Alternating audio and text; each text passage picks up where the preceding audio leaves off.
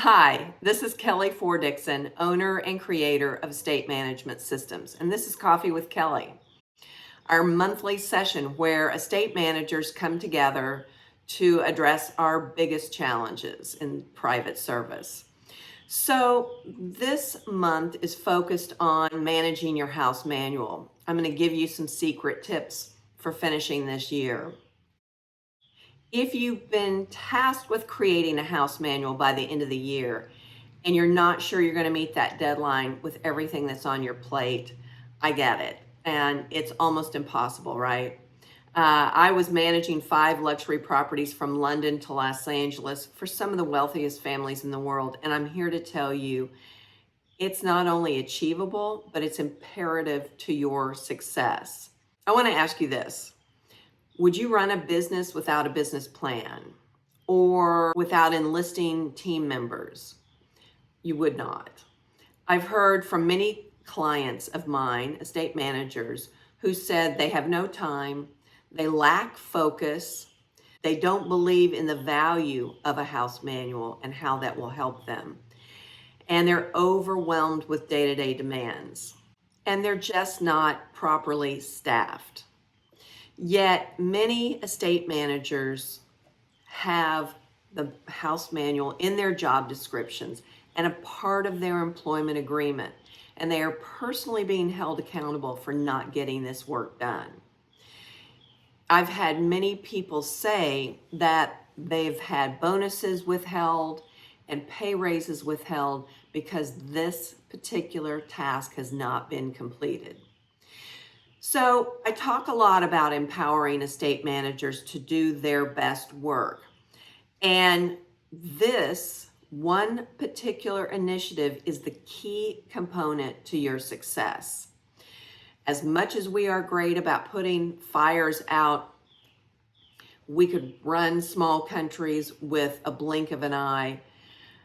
We just aren't getting our house manuals completed. So let's address this.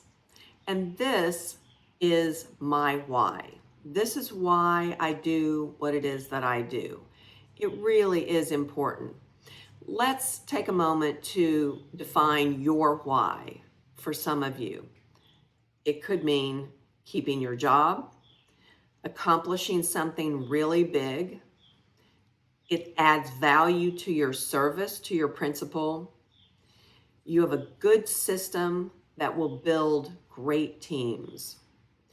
You can move from being reactive to day-to-day needs into being proactive with the right system. You can build it for the next estate manager.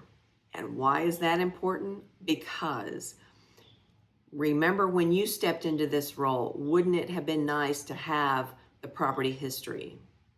And do you know how important it is for your success to be able to hit the ground running and not spend the next 3 to 6 months trying to gather this information? And the stress relief goes way down as well. So let's dive in. Here are my pro tips for completing your house manual within 6 months. I want you to think strategically, as with any large project. And let's be honest, this is a large project. Let's focus on the fact that it is major. This is not a stealth operation, and it's not going to magically happen without everyone on your team's efforts. So first and foremost, I want you to create an outline of what your house manual needs. And I tend to look at the highest priority risk for my principal in line of lawsuits to high net worth families. Primarily, these are people coming onto your property that you manage. So contractors and staff, these two complete categories need to be looked at in depth. And number one, I need you to make sure that your contractor information is up to date. If the homeowner allows a contractor onto their property and that contractor isn't insured or they've let their policy lapse, it's ugly. But when you get in the mix, you take on a certain professional liability, if not a personal one. Hopefully you're covered by the fact that you are a legal employee. But contractors' information, liability insurance, specifically workers' comp certificates, need to be tracked diligently. Staff information.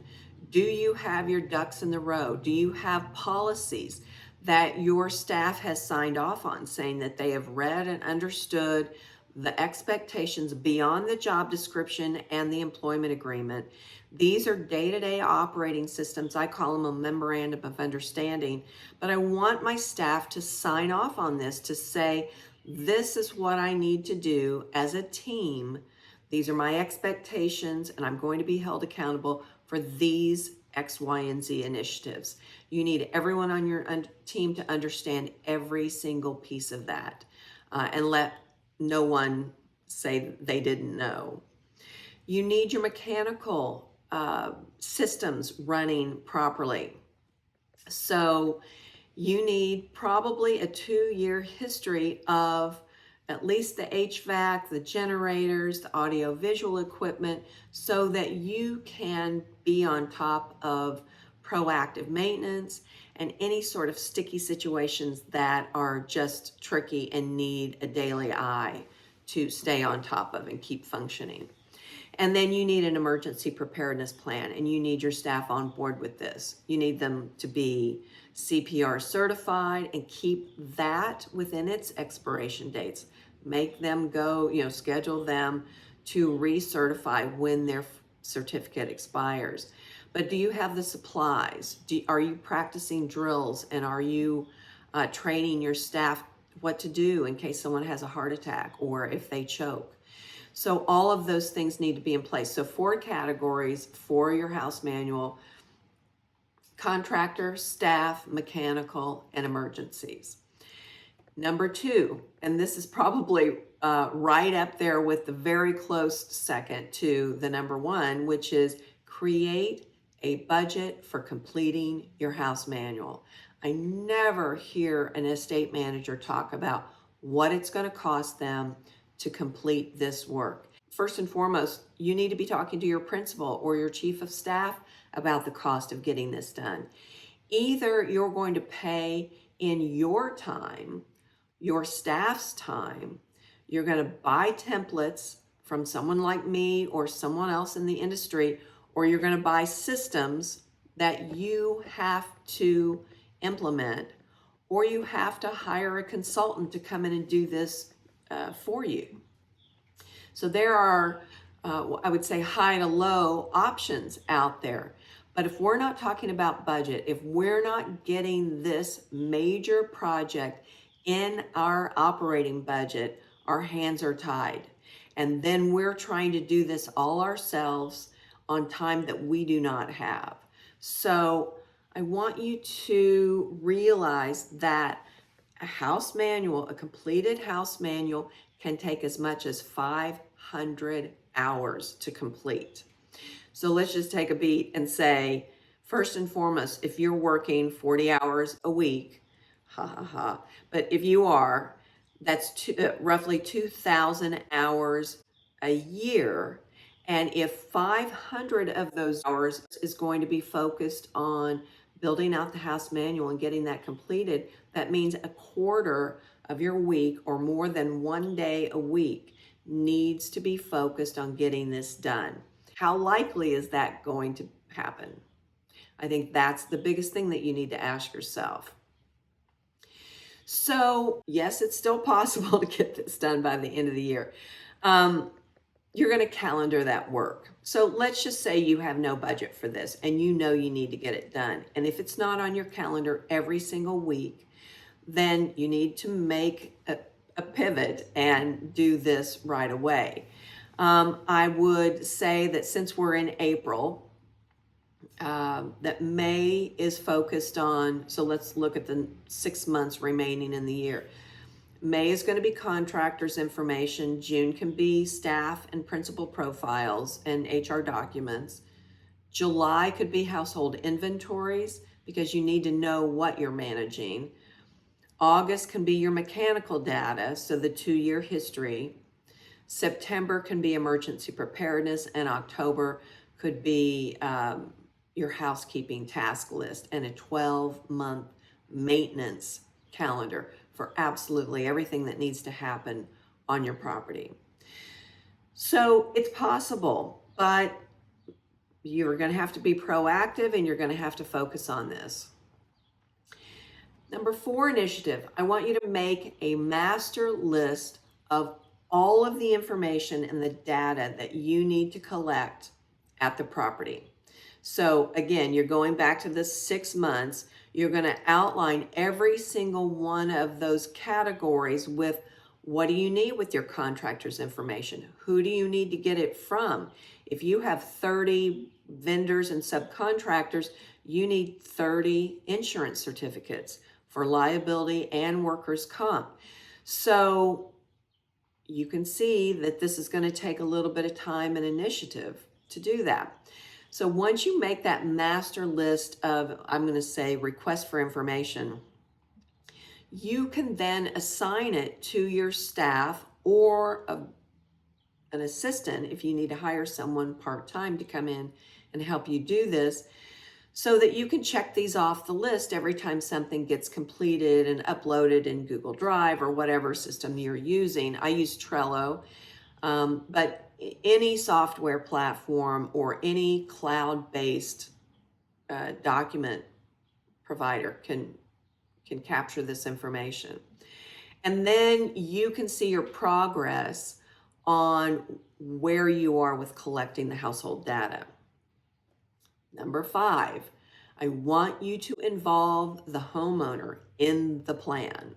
Now, I never had this opportunity to sit face to face with the principal and talk about something like this.